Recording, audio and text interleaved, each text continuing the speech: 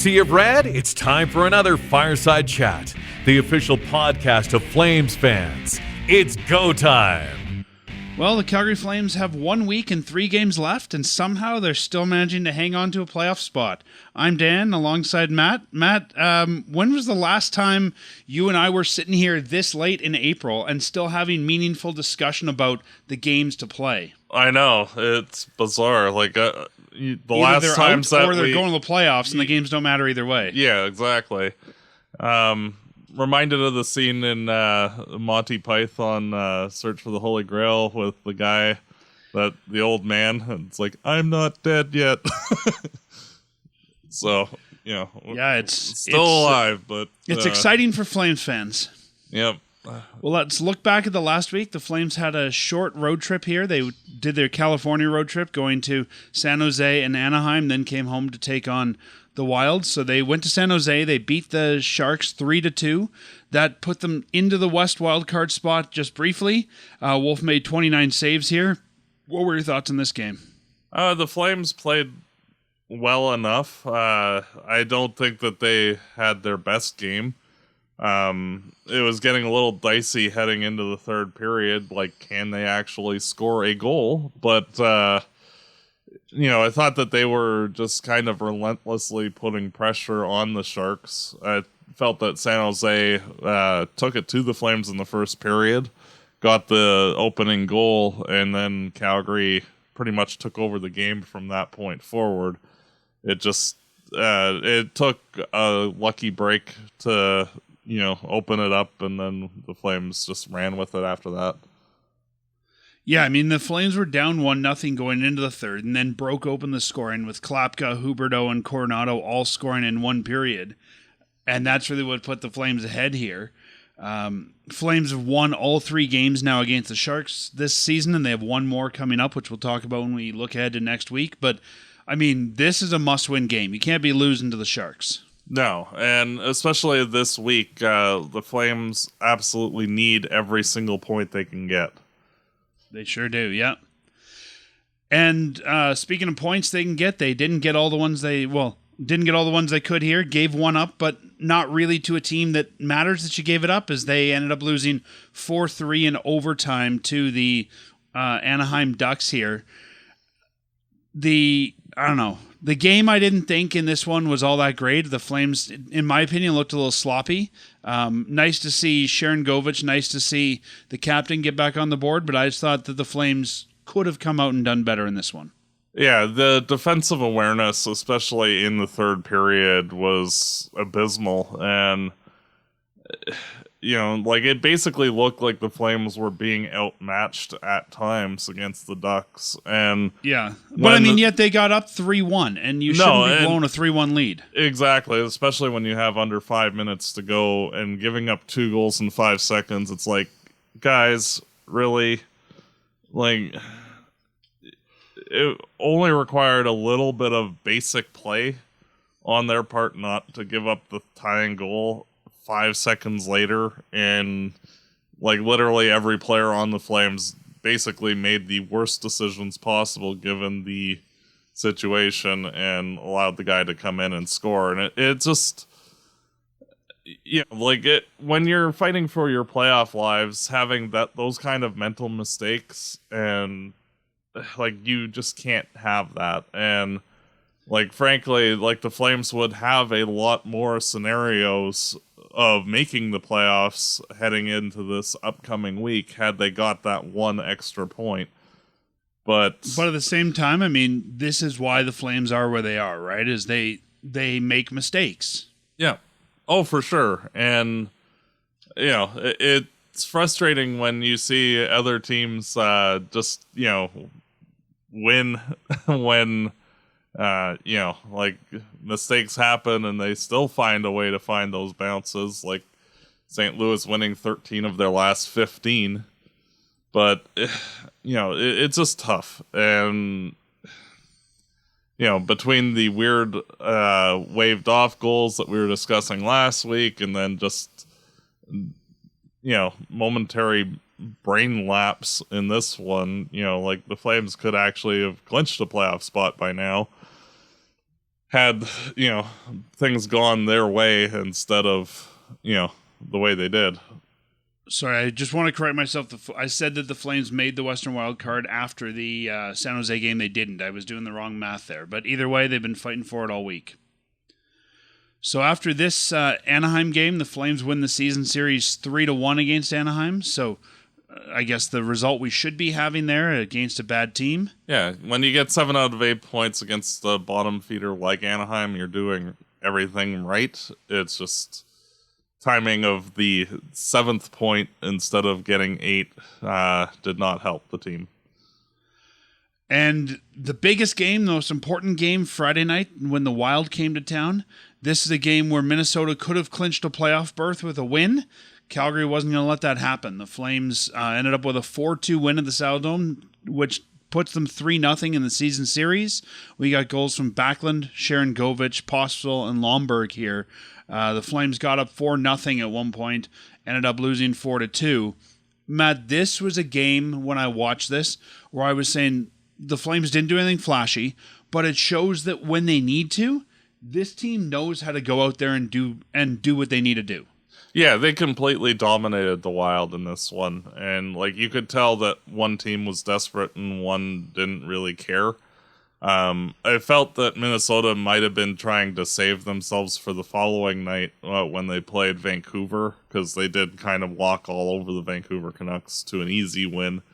And that is a luxury that the Wild had, where, they could take their foot off the gas a bit, and because of how much insurance they had, to go up against an easier opponent the following night. And for Flames fans, a lot of people wanted to go to the game to possibly see Marc-Andre Fleury, and we made that happen. Not the whole game, but you got a little bit of flour. Yep. Yeah, in our section, some people were chanting, "You should have started Fleury." At one point, You know what? And I was saying this to people I was watching with. I said, knowing this is Fleury's last time in Calgary and you're down by 4, do you just put him in either way? Is it just, okay, there's no way we're coming back here. Just let them see Fleury one last time. Yeah. Well, and the Flames managed to basically shut them down until Klapka's blue line turnover. And it was a little bit hairy towards the end where they got the second goal, and it's like, are you after they got the it? second one, I thought to myself, the Flames should take a timeout here because this could get away from them. This could be the Ducks game again. Yeah. Well, and it was very nervousing for the minute or so after the 4-2 goal, and especially when the Flames missed the net several times, but yeah, they did manage to find a way. I have to give Ryan Lomberg a lot of credit for his sweet goal. He just kind of broke away from the pack and went and scored, and then he got another good shot later on. You see these flashes of offense from Ryan Lomberg, and it just shows that he's a guy who can do a little bit of everything. Yeah, and I like his reaction on the bench to all the cheering. He's like, "Yeah, I did that. I'm awesome." So with those 3 games now, the Flames sit at 90 points. They've played 79 games, 38 wins, 27 losses, 14 overtime losses. St. Louis has 94 points. They hold the second wildcard spot. Their win streak has finally come to an end, and Minnesota Wild have 95 points. Both teams played 81 games at this point. So hope is still alive. Matt, I've got 4 possible scenarios here for the Flames to make it to the playoffs. I'm going to go through these. And by the way, just before you start that, I just want to point out that Jacob Markstrom, he wanted to go to a better team. And heading into the last few games, the Calgary Flames have 90 points and the New Jersey Devils have 89. Yes, the Devils are in the playoffs, but just wanted to point that out. But also, if Jacob Markstrom was their goaltender, the Flames would have a lot less than that. Sure, but it's also just nice to point out. Okay. Well, yeah. No, I get what you're saying. I think New Jersey's definitely ahead of Calgary in their rebuild, though. True. All right, so 4 possible scenarios for the Flames to make the playoffs. I will make sure these get posted with the show notes. So if anybody wants to read them again, you can find them at firesidechat.ca. All of these, except for one, hinge on the Flames winning their final 3 games. So the scenario 1, the Flames win their final 3 games and Minnesota loses their final game in regulation. Minnesota's at 81 games. They have 1 game left to play. Yep, they're playing the Ducks. Scenario 2, the Flames win their final 3 games and St. Louis loses their final game, regulation or OT. So again, there's St. Louis has 81 games, so they've got 1 more to play. Against Utah. The Flames' third scenario, the Flames win their final 3 games in regulation and St. Louis wins their final game in OT or a shootout. And then scenario 4, the Flames go 2-0-1 in the final 3 and St. Louis loses their final game in regulation. So the Flames need a perfect week in order to have a chance. Yep, and the one good thing for the Flames schedule, like, yes, on paper it looks tough with Vegas and LA, but they can't go up or down. Vegas clinched the division. LA has home ice in the first round. They're basically going to be playing we don't want to get hurt at all, so we're just not going to, and looking at some of their younger players. Exactly. So, the Flames have an opportunity to, and I would figure that a team like Vegas would rather see Calgary get in, that just due to potential playoff matchups, because Calgary can actually face Vegas in the first round. Because I know I would rather play the Flames than either St. Louis or Minnesota at this point. So, there is also some gamesmanship on that front as well. Yeah. Yeah, I think really, like you said, that's maybe one of the benefits here for the Flames is that, yes, they're taking on top teams, but those top teams won't be playing top players. No, their give a blank meter is going to be near 0 for that game. It's their and you also don't want to get your top hurt. guys hurt. Yeah, like that's their main objective is don't get anybody important hurt for game 1 of the playoffs. So, Matt, when the Calgary Flames had their game in LA canceled earlier this season, who would have thought that rescheduling it would become so important? Like this is really going to come down to that final game. Yes, and, going from a game that definitely mattered in January to a game that's completely irrelevant for LA at the end of April, Calgary definitely gets a little bit of a boost there if the game actually matters on Thursday. It'll be interesting to see, but you wouldn't have thought. We talked about it. Maybe that game becomes something, but just in passing. But I think that we were both thinking that it might matter for LA, not for us. So, I'm just shocked and baffled that the Flames are still in it. Frankly, heading into the final week, very much kudos to all the players on the team. Yeah, no, it's crazy. It's it's just crazy to think that they're still in it, and that last game could mean something. Wow. Well, yeah, it's doable. The likelihood the Flames win all 3 with where they're at is not high. No, like realistically, the Flames have maybe like a 1 in 5 to 1 in 10 chance of actually pulling the rabbit out of the hat, but the Flames have not had any luck on the out-of-town scoreboard for basically the last month and a half, so maybe the Flames get a little bit of help on Tuesday, and if they can complete the assignment tonight and get the win against San Jose, things will be at least interesting heading into the Vegas game. Whether or not that culminates in anything, we'll see. And then just on that note as well, we've been waiting to see what happens with this first-round draft pick with Montreal and all the crazy conditions that go along with that. I mean, any condition you can think of was on there. If Treliving was wearing a blue tie on a Wednesday before the draft, Montreal got an extra Uber Eats credit from the Flames, and if he was wearing a red tie, then the conditions on this are the weirdest I've ever seen. Yep. So after the OT loss in Anaheim, the Flames now can't finish lower than 22nd overall, meaning they won't be bottom 10. So outside of a lottery win, the Habs will retain Calgary's pick in this year's draft. So that's now been... And if Calgary does somehow luck out and win the draft lottery, which I think has like a 1% chance of happening, the Flames will move up from 16th to 6th, and the Montreal Canadiens will then get Florida Panthers draft pick instead, wherever they end up being. Yeah, so the Flames will pretty much, assuming they don't win that lottery, the Flames will end up this year without their pick, but they will have Florida's pick and New Jersey's pick. And which realistically, like, the Flames pick will be 16th, assuming that they miss the playoffs. And, like, Montreal and New Jersey are two playoff teams that are behind them technically in the standings, so... the New Jersey pick will come in at number 18, and the Panthers pick will be anywhere from like 21 to 24, depending on the last couple days. And then next year, the Flames will also have 2 firsts. They'll have their own, and they'll have Vegas's as things sit right now. Yep. So this year in the draft, for a team that's probably out, they've got quite a few... Well, they've got 2 firsts. They've got 1 second because they traded away their own second, but they have Colorado's second. They have 1 third, no fourths, 1 fifth, 1 sixth, 1 seventh. So, still a pretty good complement of higher end picks there.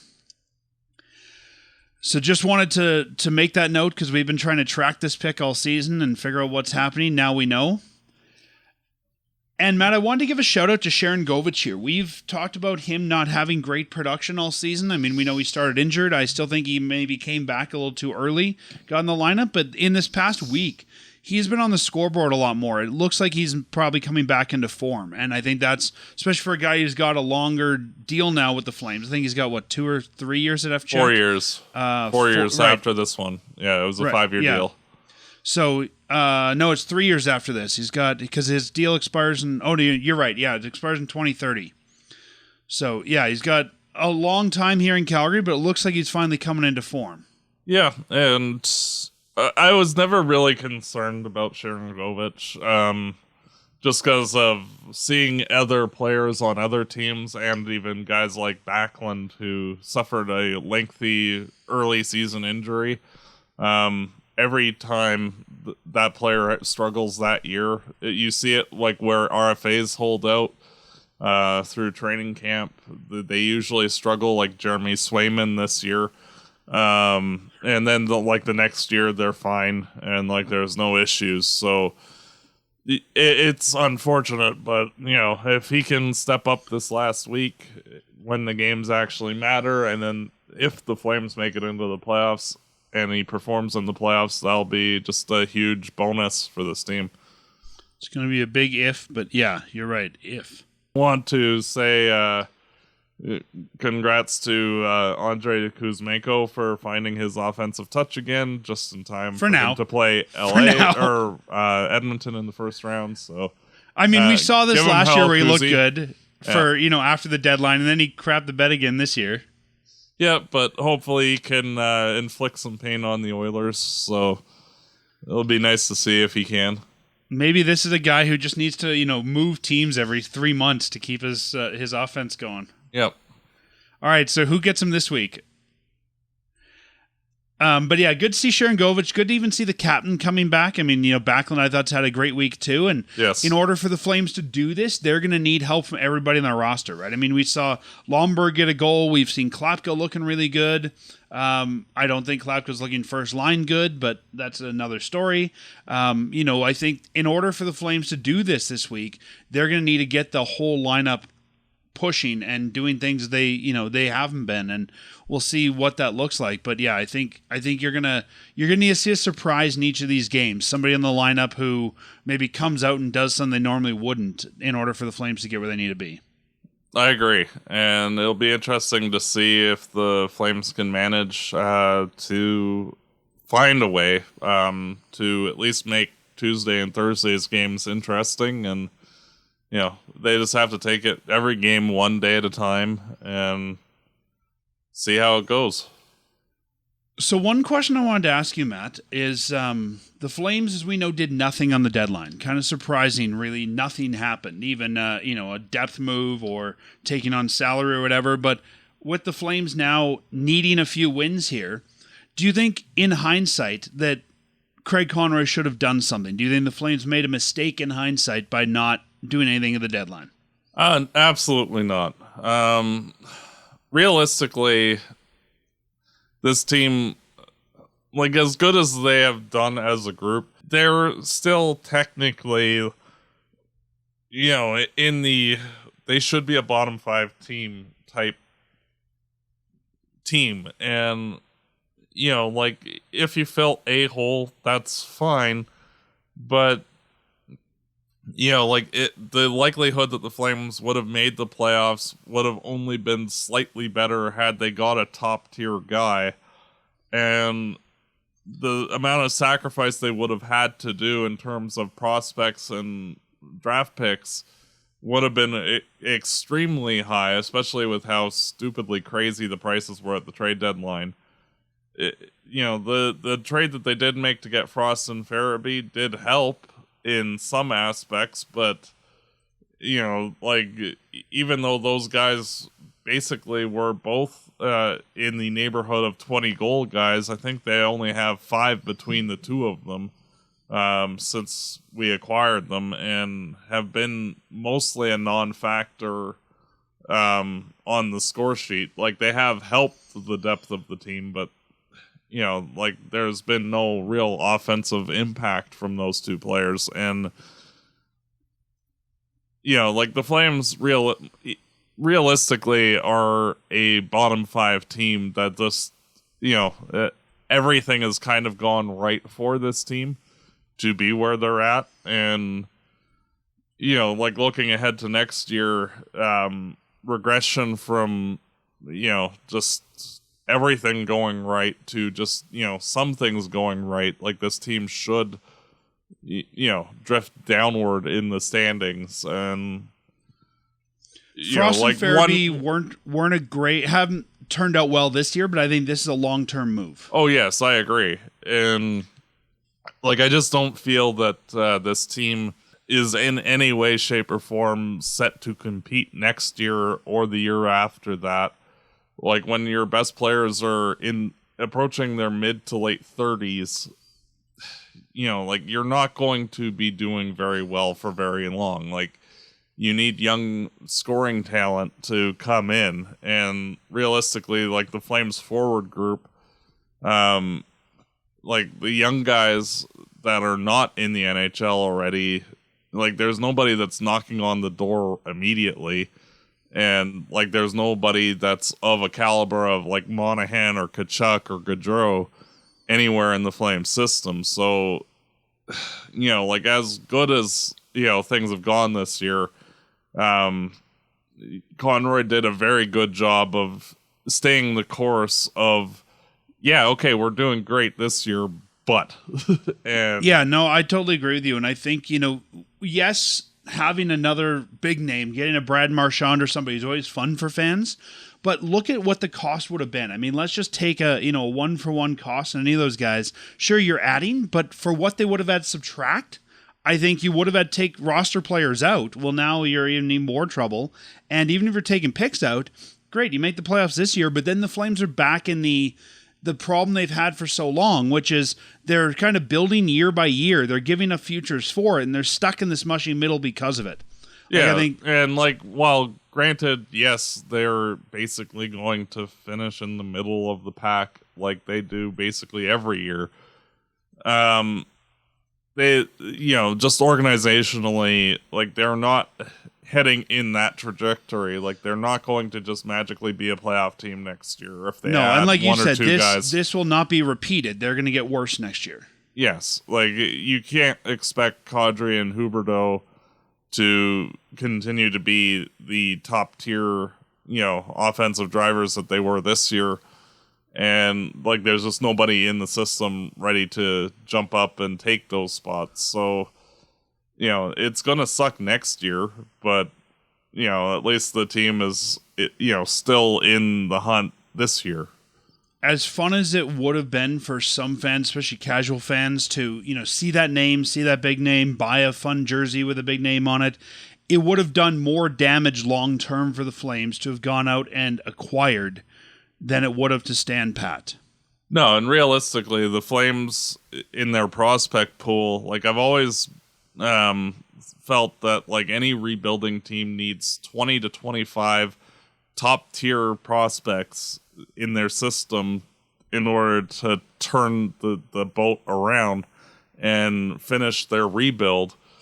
And like realistically, the Flames have like 8 right now, and that's where like getting like those first round draft picks and the second round draft picks and any depth guy who jumps up like Gaudreau did, like, but we're just not there right now. Like we don't have a ton of top tier talent in this organization. Right now, they need to be building futures. As much as that hurts, like you said, for Flames fans to not see this team be successful or jump at that chance, we need to follow Craig Conroy's process, and we need to just let things play out. Yeah, because like even realistically, if the Flames were to add, say Mitch Marner or an equivalently talented player in the offseason, like the Flames are still likely going to go down in the standings just due to, the correction from everybody else. Sort of like how Coleman went from like 30 goals down to like 15 this year. You're going to see guys start, like Kadri's probably only going to get like 20 to 25. Huberdeau's probably only going to get 15 to 20 next year. Like it's just not feasible to bake in that, we're going to get those guys and then add, miscellaneous player here also contributing at that. Like, but also, I mean, if you're Marner, why would you come to Calgary? True. Oh, well, that's right? under the presumption that we would get him, not that, any realistic feasibility that he would come. Yeah, here. I mean, we can't go kidnap him and make him play in the Dome. Like, if he's getting unless we're the only team that makes him an offer, why would you pick Calgary? Yeah, like we'd have to overpay by like multiple millions per year, and yeah, like even then he'd probably still say, "Yeah, I'm good. I'd rather," He's still in the prime of his career. I think he's looking for success over money. Exactly. But what do I know? Yeah, well, and hence why he's probably not coming back to Toronto. But yeah, but that's another discussion for another day. I think as much as again, I think Calgary fans especially want immediate success. They want that, we have the chance for the playoffs. Do whatever it takes to get there. And that's just not feasible. Like realistically, like that's one of the main reasons why a Canadian team has not won since 93. Like every team gets that pressure to, jump over their rebuild instead of being patient. And like the Flames making the playoffs in 14-15 probably screwed the team out of actually being a contender over the last handful of years, because trades were made that rushed where the Flames were at, and even though like they were still a bottom tier team that just fluked their way into a playoff spot. And we're awesome now, and then you make the Hamonic trade. While I still think that Treliving is one of the best GMs this team's had in a while, and I get what he was trying to do, he was building year by year, and he was willing to mortgage the future for it. And if it would have worked, great. If the Flames would have won the Cup, great. It would have been excellent. But because they didn't, you had no futures, you had no playoff success, so you really kind of gave up everything. Woo, we beat one team one time. Yay. Like that's a great decade of hockey, and like it's not success when you do that. And like the Flames just need to keep layering guys, sort of like how you see like a team like Dallas like adding Wyatt Johnson, even though like they've been out of their rebuild for a few years. Like they are still able to plug in another top tier player through a late first round draft pick because they drafted smartly, and like now he's actually the best offensive threat on the team, on a team that was already really good. Yeah, I think as much as we hate it as fans, we want to see the immediate success. Right now, the best thing we can do is just let the rebuild play out. Yeah. And it sucks, and it's frustrating. get excited for the picks. Get excited for the young names that are coming in. Don't expect them to wear Flames jerseys right away. Guys like Parekh, I don't think we need to expect them to wear a Flames jersey right away. But get excited for what's coming. Support the Wranglers.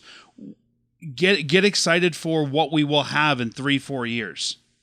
Yes, it's just tough. Any rebuild is tough, but you need those top tier players, and frankly, the Flames don't have any outside of Parekh, and even good teams that go to win the Stanley Cup, they have 5 or 6 top tier players on their team, and the Flames have Wolf, they have Parekh, and then they don't have anybody else. And until we can get another top tier defenseman or another 3 or 4 top tier forwards, the Flames are going to be in this, not quite a playoff team, marginal secondary team in the NHL. And the only way to do that is to draft and hope that you hit a home run with your draft picks.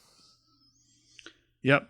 But let's move on from that one. I think we both agree that they didn't make a mistake. I mean, if you're looking for short-term success, maybe. But if we're looking at, a team organizational success, we did the right thing. Yeah, and if we're looking for a team that can be a competitor over and over and a constant, a Dallas-like team that's always in the hunt, he did exactly what he needed to do. Yeah, and frankly, even though I was clamoring for it myself, Conroy also did the good decision of not selling at the trade deadline to give the young guys, the Coronados, this experience of meaningful games heading into the last week of the season. And this is what it takes to actually elevate your game in games that matter.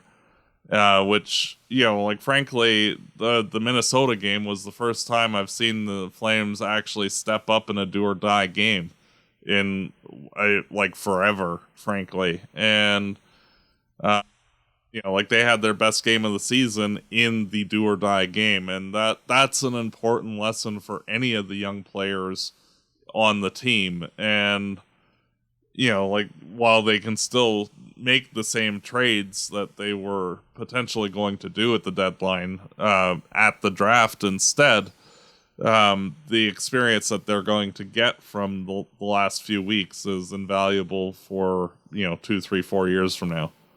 Yep. Well, let's talk about moving players to the draft as we get closer to the draft. True. But you're right. I think, the Flames were in a potential playoff spot. Conroy, I think, did the best thing by letting these guys play it out. They earned it. And as we said, they did make an ad. Frost and Farabee, I think, are a good ad. Maybe not the best this year, but I think they will be good Flames next year and into the future. Mm-hmm. And they haven't been bad. They just haven't been, maybe as high production as you expect. Yeah, realistically, if they had 9 or 10 goals between the two of them, there would be no complaints, but only 5 is what's a little disconcerting, but not overly something to worry about. On the defensive side, they've both been really good. They have. And another guy who's been really good, not at the NHL level, but in juniors, is Zayne Parekh. Number 89 has joined the Calgary Flames. He's up here. He hasn't played yet, but he's with the team. Do you think that Parekh should play this week? Especially if they lose out on a playoff spot, definitely. And I would expect him in the LA game if, the Flames are eliminated. And I would expect Sunayev to also be in the LA game if the Flames are eliminated. It's hard because of the fact that Parekh is only 19. And Cale Makar, when he was, came into the league against us, was almost 21 by the time, and he was playing against men instead of teenagers. So it's also not 100% fair in a do or die situation to throw Parekh to the wolves, so to speak. But, getting him a game experience if the Flames are out of it, I think is definitely warranted. Same with Sunayev, but I think that the Flames need to be eliminated for that to happen. I totally agree. I mean, would it be neat to see him in a Flames jersey? Yes. Does it need to happen? No. Will he be the difference between wins and losses this week? I don't believe so. So if the Flames are out, I think those two guys go in. I think you probably see a few other changes to the lineup potentially, but yeah, I would not even think about putting either guy in until they're eliminated. Yeah, and if the Flames do make the playoffs, could I see Parekh playing in some of the games? Possibly. But, like he needs to practice with the Flames for a bit. And like he has been over this past week. And, like getting him a couple weeks worth of practice before he joins the game, I think it is helpful. Unless like the Flames are eliminated and who cares. Then I could see the Flames recalling a guy like Stromgren for the last game of the season if the Flames are out, too. Yeah, I think Stromgren, I think Cairns probably deserves another shot. I think there's possibly Poirier, just, any of the guys that have been down there that have had a good season. Here's the final game to wet your whistle for the, summer, so that way you know what to expect for next year and all that kind of stuff. But at the same time, even if he doesn't play, I mean, there's a lot that he can gain as a young player just hanging out with this team, right? Learning what's the NHL routine, what are these guys going through. Like, there's still great learning for Parekh, even if he doesn't suit up for the Flames this year. Mm-hmm. So I'm glad he's here. I'm glad he can take some of that in, and we'll see what happens with him. But I wouldn't be trying to force him into the lineup at this point. No, it'd be neat to see. And frankly, like the Flames did hit a bit of a home run on that draft pick. Like if the draft were to happen today, last year's draft, he probably goes third overall. So a big boost this year. His season in the OHL was, the best by an OHL defenseman since Bobby Orr. So, a pretty good company to be in. Yeah, I mean, if we look at all the guys that went before Parekh in the draft, the Flames had the 9th pick. Macklin Celebrini, Artem Lishkovin, Beckett Senecki, Caden Lindstrom, Ivan Demidov, TJ Ginla, Carter Yakimchuk, Berkeley Catton, and then Zayne Parekh. So you're probably right. Parekh probably goes higher. Maybe the Flames end up taking Tej. Demidov probably goes second, and then... that was our big discussion this time last year, was do you take Tej? Yep. Well, and if Tej wasn't hurt, I think that they probably would have, he probably would have had a really good season this year, but, injuries suck for everybody, and hopefully he's able to bounce back next year, and, it doesn't affect his career too much. I hope not. Two award discussions we should have. Justin Kirkland has been nominated for the Bill Masterton Award the Bill Masterton Memorial Trophy here in Calgary by the Calgary chapter of the Professional Hockey Writers Association. For those that don't know, the Masterton Award is the award handed out by the PWHA that goes to the player who best exemplifies perseverance, sportsmanship, and dedication to hockey. So for a guy that scored his first NHL goal at 28, I mean, it's too bad he got hurt before he could play out a whole season here. I think he'll definitely be back next year, but to me that sounds like a great recipient for that. Yeah, and realistically, I think that across the league, the player who will win that award is former Flame Sean Monahan. Yeah. Just because of everything all he's the had Goudreau to stuff, yeah. Yeah, and him, reasserting himself as a better player in the league again, and. Yeah.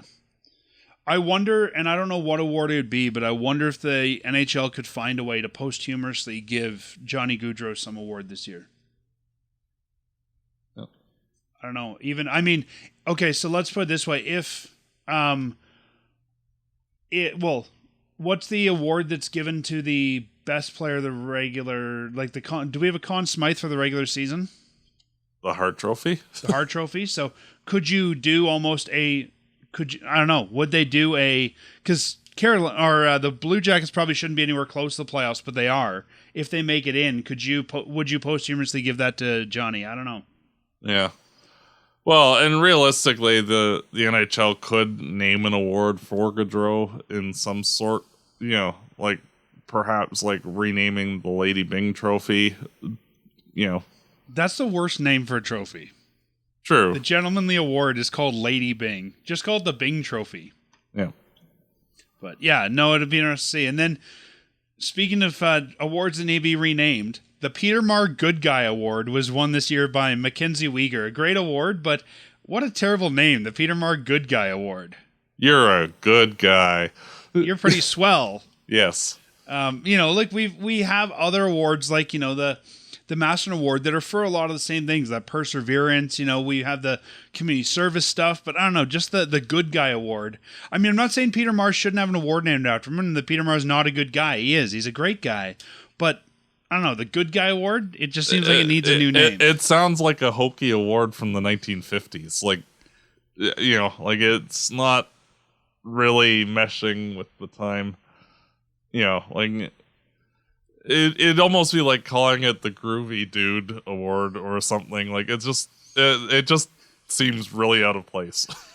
Yeah, I mean, there's got to be better names for it. I don't know. I'd have to think of some. Even just the Peter Marr Award. But yeah, the Peter Marr Good Guy Award, it's just kind of a silly name in my opinion. Yeah. So the previous winners of this award, as we said, Mackenzie Weegar gets it this year.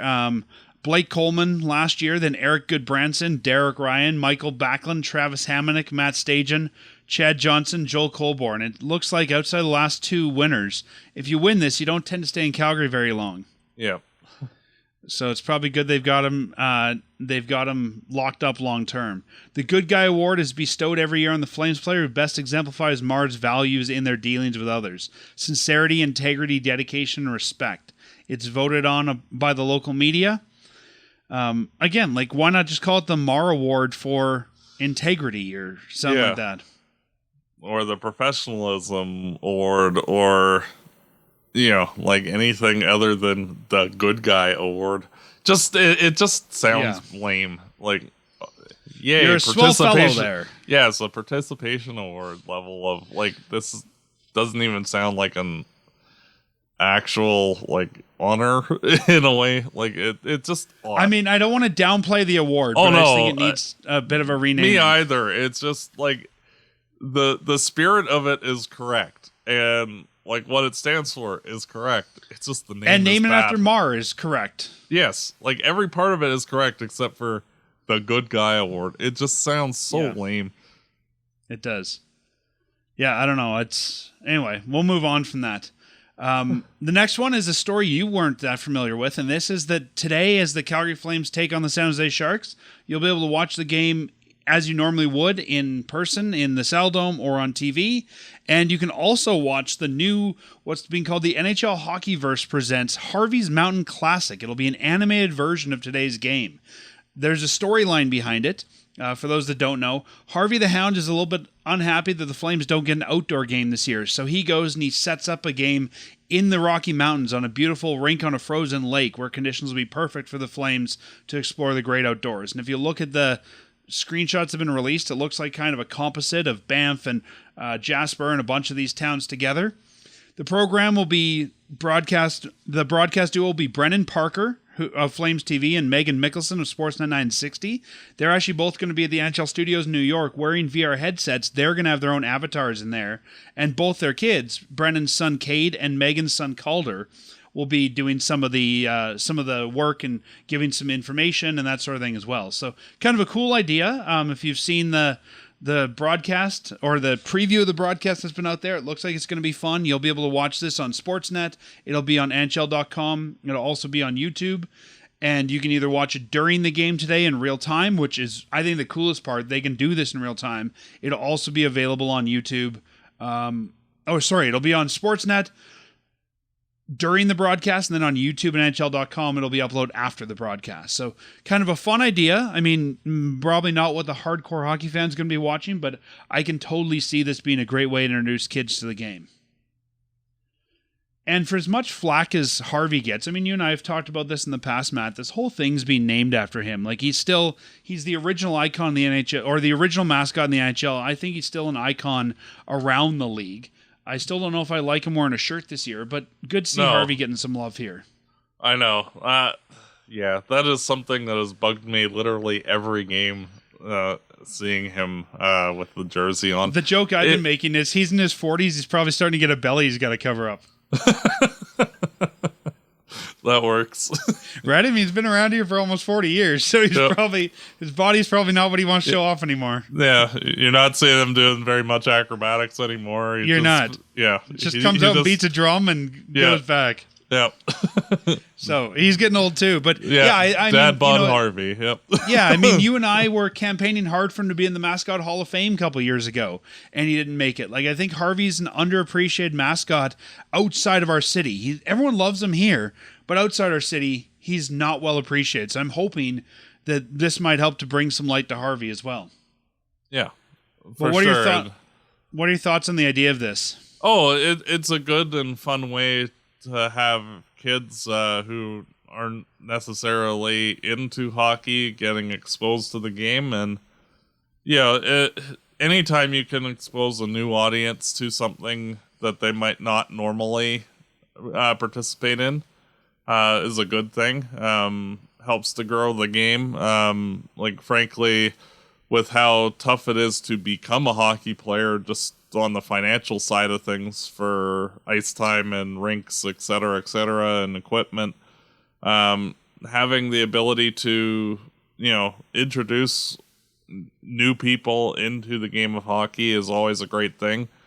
And you never know who that next superstar could be that, might not have otherwise paid attention to the game if not for, silly things like this.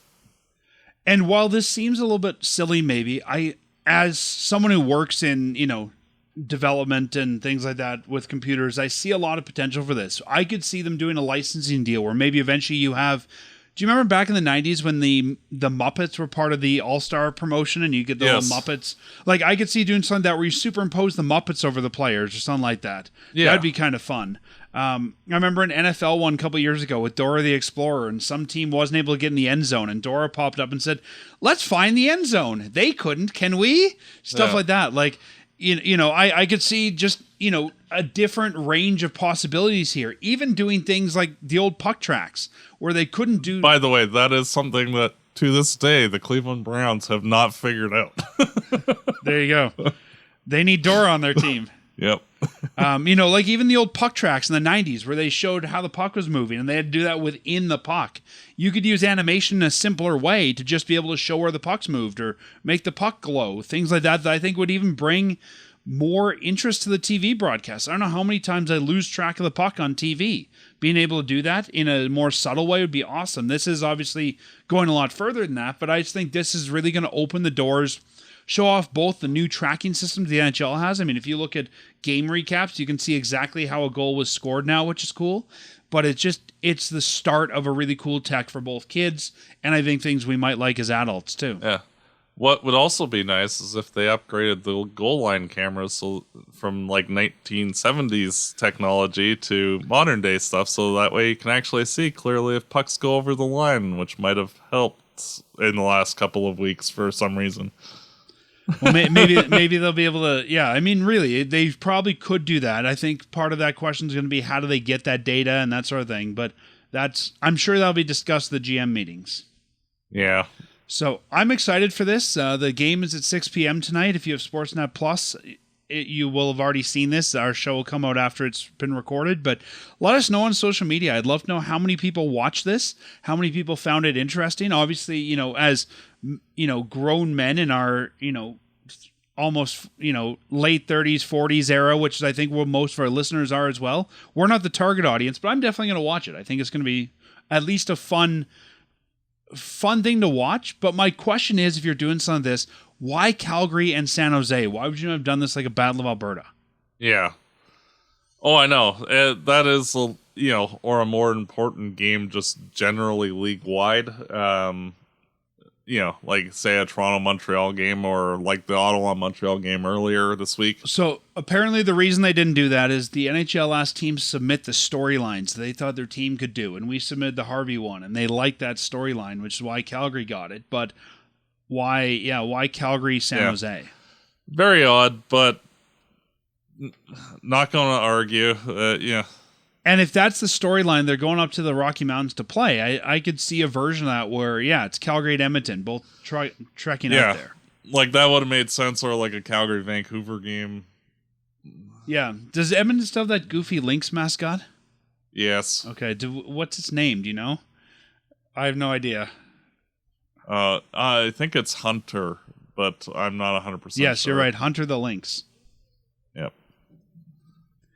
I mean, I could see that. That could have been kind of fun too, but it'll let us know what you think. We'd love to hear your thoughts on this if you watch it either during the game. But yeah, I mean, whether you watch it in person or watch it animated, I think it'd be cool if somebody had two TVs going to watch the live game and the animated game together and see how they look and how real time it is. I think that'd be really neat. But it's cool. And even if they do something like this once a year, I think that would be a neat add-on for the NHL's offerings already. It's got to be expensive to produce, but I'd love to see them do more of it, even though I'm not the target audience. I could see if I was with my nieces and nephews this weekend, them wanting to finally sit down and watch a game with me because they're totally in the target audience for this. Yes, exactly. Well, Matt, that brings us to our predictions for next week. The last 3 games of the season that we got to look at. Last week, the Flames, as we know, beat San Jose, beat Minnesota, lost to Anaheim. You thought that we would win all 3. I thought that we would win San Jose and Anaheim, lose to Minnesota. So neither of us got this one right. The correct prediction this week is all 3. What are you going to go with? All 3?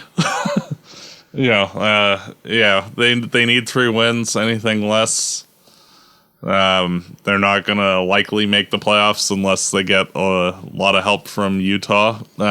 So they have to get at least 2 to even have a chance.